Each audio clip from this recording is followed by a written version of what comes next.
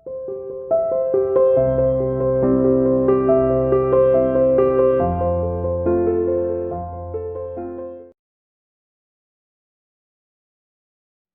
dear student, welcome to C International School online classes. Dear plus 2 commerce class unit 9 हमने start करी थी और unit 9 का 9.1 हम डिस्कस कर चुके हैं।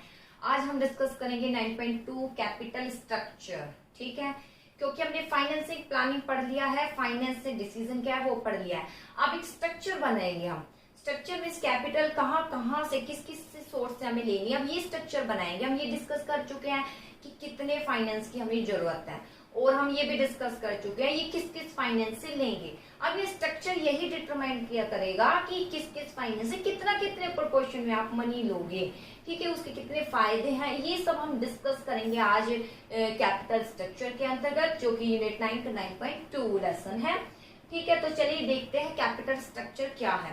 कैपिटल नेम से इंडिकेट है, कैपिटल यानी मनी अरेंज करनी है, लेकिन कैपिटल जब वर्ड आ जाता है तो वहां लॉन्ग टर्म आएगा। कैपिटल जब वर्ड आ जाएगा तो लॉन्ग टर्म स्ट्रक्चर यानी लॉन्ग टर्म जो सोर्स है वहां से स्ट्रक्चर यानी विभाग जैसे इक्विटी का विभाग, प्रेफरेंस का, किस से कितनी मनी लेनी है वो डिटरमाइन करना ही कहलाया जाता है कैपिटल स्ट्रक्चर। चलिए देखिए, it refer to relative proportion of different source of long term finance. इसका विपरीत प्रोपोर्शन है जो डिफरेंट जो सोर्स होते हैं लॉन्ग टर्म फाइनेंस के। ठीक है, it is essential to know the meaning of two other relative. अब कैपिटल स्ट्रक्चर समझने से पहले मीनिंग क्लियर है। कैपिटल स्ट्रक्चर का भी प्रोपोर्शन डिटरमाइन करना है, किसका, जो डिफरेंट सोर्स है लॉन्ग टर्म के उसके प्रोपोर्शन, कितने इक्विटी से, कितने प्रेफरेंस से, कितने बोरो कैपिटल से यानी कितने डेप्थ से ले, ये सब प्रोपोर्शन डिटरमाइन करना और कुछ नहीं। प्रोपोर्शन किस से कितने, इक्विटी से 4 करोड़ ले रहे हैं, ठीक है, डेप्थ से 2 करोड़ ले रहे हैं, तो ये सब प्रोपोर्शन डिटरमाइन करना ही क्या कहलाया जाता है कैपिटल स्ट्रक्चर। अब इसके मीनिंग को जानने से पहले to know the meaning of two other relative term, 2 term आपको पता होना चाहिए यहाँ पर। सबसे पहले कैपिटलाइजेशन और दूसरा फाइनेंशियल स्ट्रक्चर।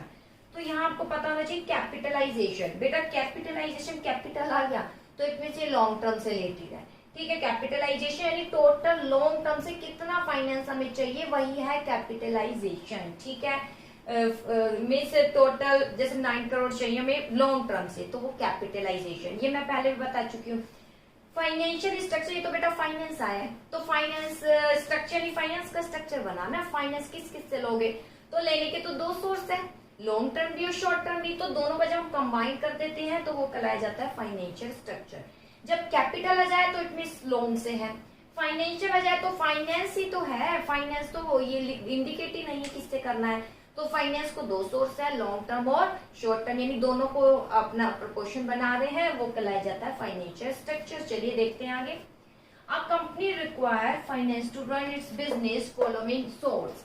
कंपनी को विभिन्न प्रकार के फाइनेंस की जरूरत होती है, एक बिजनेस को चलाने के लिए फाइनेंस की जरूरत होती है। ठीक है, सॉरी, कंपनी को बिजनेस को चलाने के लिए फाइनेंस की जरूरत होती है और वो विभिन्न सोर्स से अरेंज करती है। ठीक है, कौन से है, जैसे इक्विटी है, आप पढ़ चुके हो, equity capital, preference share capital, borrow capital आपने पढ़ी थी ना, डेब्ट डिवेंचर और लॉन्ग टर्म लोन, वही है, यानी डेब्ट कह सकते हो। ठीक है, यानी बोरो कैपिटल, ठीक है, डिवेंचर, रिटेन प्रॉफिट पता ही है कि प्रॉफिट का कुछ भाग जो है हम अपने पास रख लेते हैं एज अ रिजर्व के रूप में, ताकि भविष्य में जब भी जरूरत हो तो हम उसको यूज कर सके, जैसे फाइनेंशियल प्लानिंग में अभी पढ़ा था। ठीक है, ताकि भविष्य में जब जरूरत हो तो हम उसको यूज कर सके। ठीक है, लॉन्ग टर्म के लिए ये रखे जाते हैं। उसके बाद आता है करंट लायबिलिटी। ठीक है, करंट लायबिलिटी का भुगतान करने के लिए, पता है आपको करंट लायबिलिटी जो 1 ईयर में जो है इसकी पेमेंट करनी होती है। ठीक है, इसके अंतर्गत जो हमारी लायबिलिटी बनी होती है करंट, जो 1 ईयर के लिए होती है, तो इसमें क्या क्या शामिल है वो आप अकाउंट में खूब करते हो, क्रेडिटर है, ओवरड्राफ्ट है। ठीक है, तो ये सब कहलाए जाते हैं विभिन्न सोर्स किसके, फाइनेंस के, जिसमें इक्विटी है, प्रेफरेंस है, बोरो कैपिटल में डिवेंचर ही आई गए हैं, लॉन्ग टर्म लोन, इसके बाद रिटेन प्रॉफिट है और इसके बाद है करंट लायबिलिटी।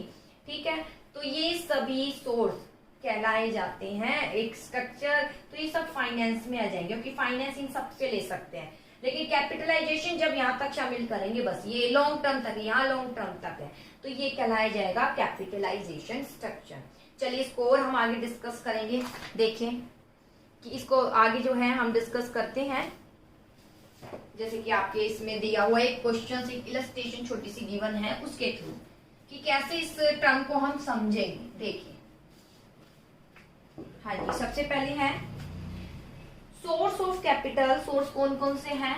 इक्विटी, अभी बताया था ना, इक्विटी, प्रेफरेंस, बोरो, रिटेन प्रॉफिट और करंट लायबिलिटी। ठीक है, ये सभी सोर्स हैं और इसके अमाउंट यहाँ गिवन है। कितना कितना अमाउंट चाहिए? 4,50,000, 2,25,000 और इससे लिए हैं इतना अमाउंट है प्रेफरेंस में। ये है प्रेफरेंस, इक्विटी है प्रेफरेंस। ये सोर्स है बेटा, मैंने गलत लिख दिया है, यहां से मुझे लिखना है इक्विटी से। इक्विटी है 4,50,000, 2,25,000, 1,12,000, 1,12,000 और इसके बाद है 1 लाख।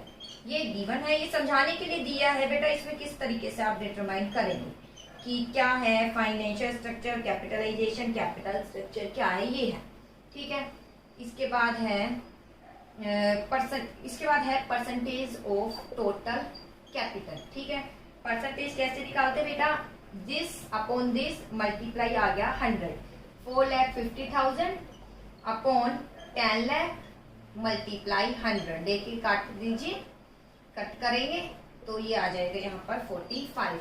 ऐसे सभी निकाल लीजिए, 22.50, यहाँ पर 11.25, 11.25 और 10. ये आ गया 100। टोटल 100 आएगा क्योंकि परसेंटेज तो निकल रही है। परसेंटेज है ये टोटल कैपिटल का। ठीक है, ये टोटल कैपिटल का परसेंटेज है। अब यहाँ परसेंटेज ऑफ लॉन्ग टर्म, केवल लॉन्ग टर्म, यानी लॉन्ग टर्म मतलब कैपिटल स्ट्रक्चर ये रहा। ठीक है, तो कैसे बेटा? ये लॉन्ग टर्म में ये करंट लायबिलिटी को शामिल नहीं करेंगे। ठीक है, तो बाकी फिर इसका टोटल बचा 10 लाख में से 1 लाख माइनस कर दीजिए तो 9 लाख बचे। तो कैसे निकालेंगे बेटा? 450 अपॉन 9 लाख मल्टीप्लाई 100। ठीक है, तो आप इसका सॉल्यूशन कीजिए, ये कट हो गया, ये आ गया 50। ऐसे ही 2,25,000, 9 लाख मल्टीप्लाई 100 कट हो गया, ये इसको डिवाइड करेंगे तो यहाँ आ जाएगा 25। ऐसे ही यहाँ 12.50, 12.50 और ये लास्ट में है नहीं, इसका टोटल है 100। चलिए, तो यहाँ ये मैं इस टर्म को समझा देती हूँ, जैसे आपकी बुक में भी गिवन है। ये सोर्स है इक्विटी, प्रेफरेंस, बोरो, रिटेन प्रॉफिट और करंट लायबिलिटी। इससे एक संस्था को इतने इतने रुपए अरेंज करने हैं, इतने इतने अरेंज उसने किए हैं। तो परसेंटेज यहाँ दिखाया टोटल कैपिटल। टोटल कैपिटल तो ये है 10 लाख अरेंज किए हैं। तो 450 परसेंटेज कैसे निकालो? कितना कितना परसेंट लिया, यानी आवश्यकता आपको 10 लाख की है तो 10 लाख में से इक्विटी से कितने परसेंट लिए, प्रेफरेंस से कितने मनी लिया आपने, कितना परसेंट। तो रेशियो निकाल दिया 450 लाख और 10 लाख मल्टीप्लाई 100, यानी 45% इक्विटी से लिया हमने, 22.50% प्रेफरेंस से अरेंज किया है मनी, 11.25 हमारी बोरो कैपिटल रही और रिटेन प्रॉफिट भी हमारे पास 11.25 था। करंट लायबिलिटी जो हमारी 10% हमने इससे अरेंज किया है फाइनेंस। ठीक है, जैसे सपोज कंपनी को जरूरत है 10 लाख की, तो 10 लाख उसने इस तरीके से अरेंज किया है। ठीक है, इक्विटी से ये। अब इसमें बताना है लॉन्ग टर्म कैपिटल स्ट्रक्चर बनाए अगर कि केवल लॉन्ग टर्म से कितना कितना परसेंट लिया है। अगर केवल लॉन्ग टर्म देखा जाए तो कितना कितना परसेंट लिया है बेटा? ये तो शॉर्ट है, करंट तो हटा देंगे। बाकी ये जो सारे सोर्स है ये कौन से? Long term.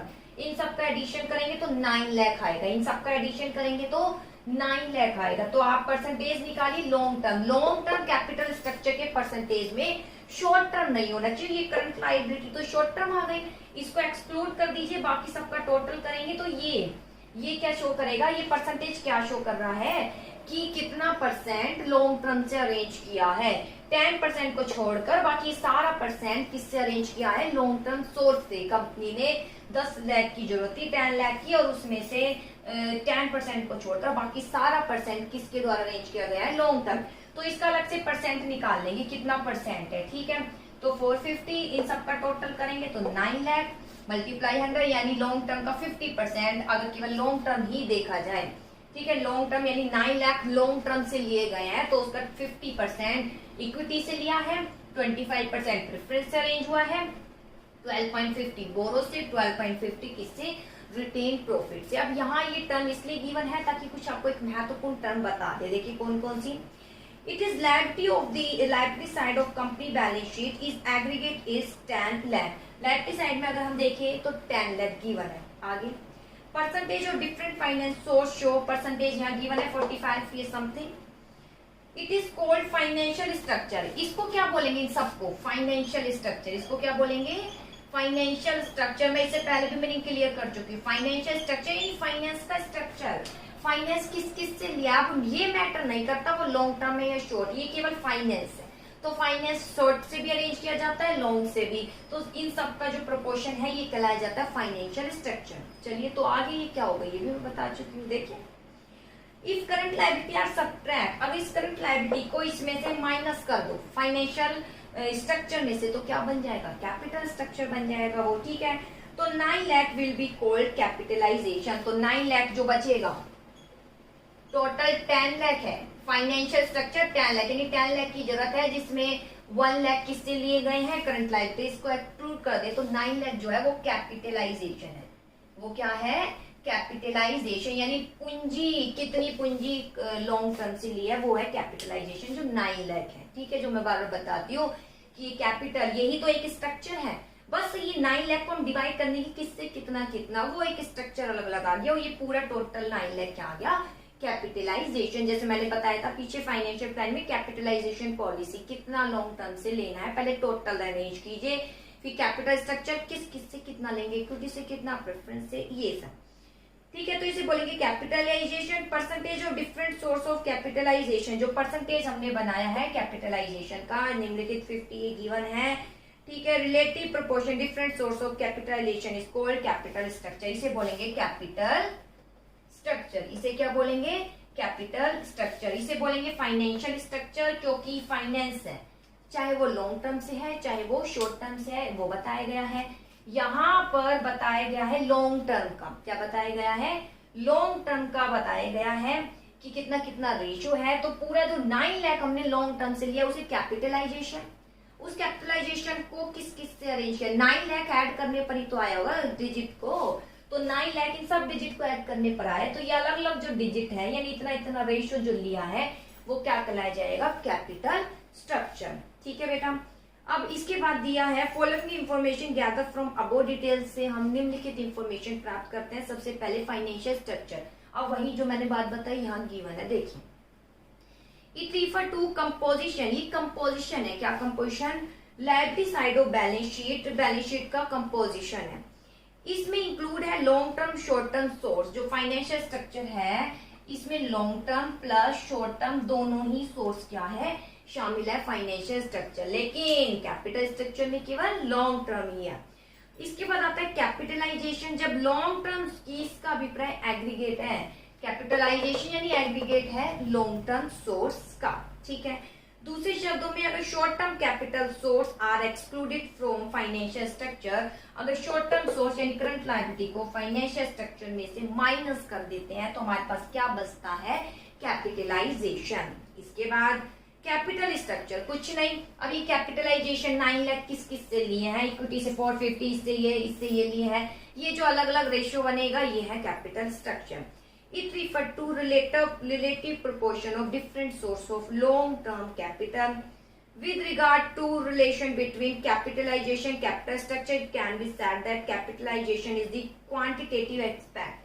अगर इसके रिलेशन में कहे तो कैपिटलाइजेशन क्वांटिटेटिव एस्पेक्ट है, क्वांटिटी मतलब 9 लाख बता रहा है ये कैपिटलाइजेशन, लेकिन कैपिटल स्ट्रक्चर क्वालिटेटिव बताता है। कैपिटल स्ट्रक्चर ध्यान दीजिए, जो कैपिटल स्ट्रक्चर है ये क्वालिटेटिव एस्पेक्ट है। क्वालिटेटिव क्यों, क्योंकि कैपिटल ली गई है इक्विटी से 450, इससे 225, इससे कम क्यों ली गई, इससे ज्यादा, इनके मेरिट और डिमेरिट को ध्यान में रखते हुए। इससे 450 क्यों ली, इससे इतनी क्यों ली, और करंट लायबिलिटी से 1 लाख क्यों ही ली, हो सकता है कि इससे कम ले लेते, इससे ज्यादा ले लेते, ये बिजनेस ने अपने इन सारे सोर्स के मेरिट और डिमेरिट्स को ध्यान में रखते हुए रेशियो बनाया है। ठीक है, इसलिए ये कैपिटल स्ट्रक्चर क्वालिटेटिव है और कैपिटलाइजेशन 9 लाख अरेंज किए हैं, 9 लाख रुपीज चाहिए, ये है कैपिटलाइजेशन। इट मीन्स ये क्वांटिटेटिव एस्पेक्ट है। और कैपिटल स्ट्रक्चर 9 लाख किस किस से अरेंज करेंगे, इसके लिए हमें मेरिट और डिमेरिट्स देखना पड़ेगा विभिन्न सोर्स के, तो वो क्या कहलाया जाएगा, कैपिटल स्ट्रक्चर। ठीक है बेटा, आई होप ये टॉपिक क्लियर हो गया होगा। इसके बाद हम डेब्ट कैपिटल और equity share capital, cost and risk के बेस पर हम देखेंगे इनमें क्या अंतर है। पहले आप इस टॉपिक को अच्छे से क्लियर कर लीजिए ताकि हम आगे और डिस्कस कर सके। फिर मैं बता देती हूँ कैपिटल स्ट्रक्चर क्या है, कि ऑप्टिमम कैपिटल स्ट्रक्चर मैक्सिमम करता है वेल्थ ऑफ शेयर होल्डर। जो ऑप्टिमम एक कंक्लूजन निकलता है, optimum capital structure, optimum capital structure क्या करता है, इंक्रीज करता है वेल्थ मैक्सिमाइजेशन। वेल्थ मैक्सिमाइजेशन किसका ऑब्जेक्टिव है, फाइनेंशियल ऑब्जेक्टिव है। फाइनेंस मैनेजमेंट का ऑब्जेक्टिव क्या है, वेल्थ मैक्सिमाइजेशन। और वेल्थ मैक्सिमाइजेशन कब होगी, जब आपने ऑप्टिमम कैपिटल स्ट्रक्चर किया होगा, यानी ऑप्टिमम जो इनको सोर्स को चूज किया है ना, बहुत बढ़िया तरीके से चूज किया है, इनके मेरिट और डिमेरिट्स को ध्यान में रखते हुए, ताकि मार्केट शेयर प्राइस इंक्रीज हो जाए। जब मार्केट शेयर प्राइस इंक्रीज हो जाते हैं तो हमारे पास जो शेयर है, जहां पहले 10,000 आ रहे थे, अब मार्केट प्राइस इंक्रीज होने पर वहीं 12,000 आ रहे हैं, 2,000 एक्स्ट्रा आ रहे हैं, तो हम कहेंगे हमारी वेल्थ क्या हो रही है, मैक्सिमाइजेशन। इसके अलावा जो एग्जिस्टिंग शेयर होल्डर है उनको भी हम ज्यादा डिविडेंड दे पा रहे हैं, तो ये सब कहलाया जाता है वेल्थ मैक्सिमाइजेशन। ठीक है, तो ये कैपिटल ऑप्टिमम अनुकूल होना चाहिए बिजनेस के अकॉर्डिंग। बिजनेस कितना फेस कर पाता है इन सोर्सेस को, क्योंकि इनके अपने मेरिट और डिमेरिट्स है, इसके आधार पर सोर्स को चूज करना ही कहलाया जाता है कैपिटल स्ट्रक्चर। आई होप बेटा क्लियर हो गया होगा टॉपिक। Okay, thank you.